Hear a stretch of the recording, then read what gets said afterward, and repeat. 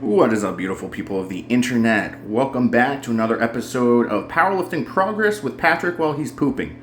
We were allowed to bench press this week, so we babied our bench a little bit, did close grip bench to a 2-board with 405 pounds, making us do the back down sets at around 365 pounds. And we're doing that because we're recovering from a torn pec that we acquired at the American Pro when we missed 644 pounds on bench press. And then on deadlift day, we did uneven walkouts with a 25-pound plate suspended with a mini band. And this basically tells you and teaches you how to walk out with a large amount of whip in the bar, trying to maintain a core stability. But we also threw in these mid-set squats at the apex of the distance we are from the rack. And we're recovering from bursitis that we acquired from an 810 double squat that we completed a couple weeks ago. We've been treating that with some BPC along with the torn pec. But these uneven walkouts, they look really simple, and they kind of are, but by the end of the switch, the core is basically tapping out at that point.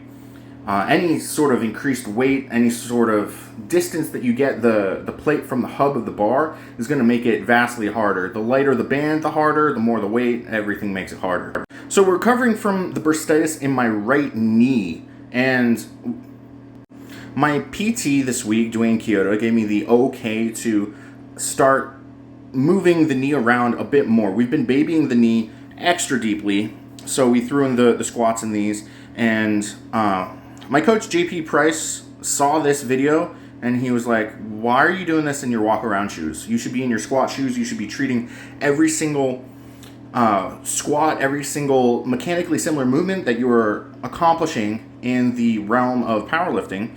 So this is a mechanically similar movement to squats. He says you should be treating everything as if you're on the platform. So the core should be braced maximally. That's what I was focusing on. I figured, I wear heels now, so any sort of heel elevation like regular shoes will give you is going to have a positive impact on it. But no, he wanted me to be in the Romellos that I acquired and do it with those. So on deadlift day, we jumped from the McGill Big 3 into the Lock 5 into the uneven walkouts into the trap bar deadlifts. I do not like trap bar deadlifts. The position that you have to get into for the trap bar deadlift is very synonymous with the position that you get into to make lots of poopies. So I've never trap bar deadlifted before last week. This is the second week that I've ever trap bar deadlifted. Worked up to 5 plates with the back downs at 4 plates. And I believe that I had little squirts coming out on almost every single set because the positioning is similar to me pooping. So my Wednesdays are my massage days. I go to a sports masseuse to work on things. He's been pretty instrumental on helping me recover from the injuries that I've acquired by loosening tension that my muscles will have on the areas. And so we jumped into the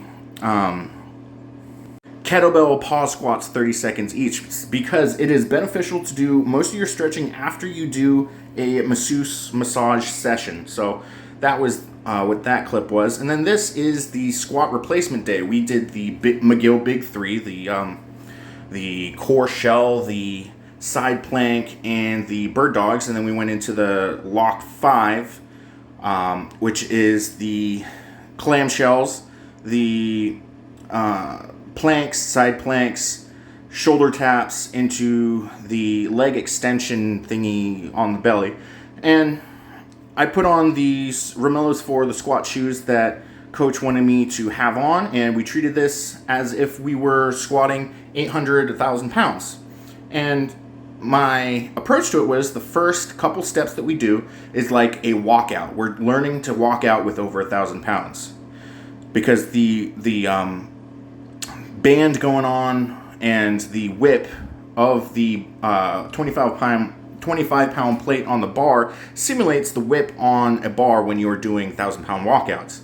So we do that. We're supposed to do 10 steps back, 10 steps forward, but there was a wall behind me, so I did 5 steps back, 5 steps forward, and we threw in 3 squats in the middle there. and then we switch sides. So the bursitis in my knee is only painful when doing these kind of structured, mechanically similar squats. But when I do the pause kettlebell squats, there's no pain on the ascent or descent. So it felt like there was rust coming off of the knee, kind of like breaking up the scar tissue around everything so that we can be mobile and maneuverable the way that it is intended to be for squats. So we're making solid progress when it comes to recovering from that. And the numb leg, basically, as I've been recovering with the knee, we're doing a lot of lower back stuff with the Lock 5, the McGill Big 3, basically spinal stability stuff, and we've basically completely recovered from that. The only weirdness is a little bit of numbness to the skin on my calves, which indicates some nerve damage, which is fine as long as we have as much power and usage in the leg as possible, which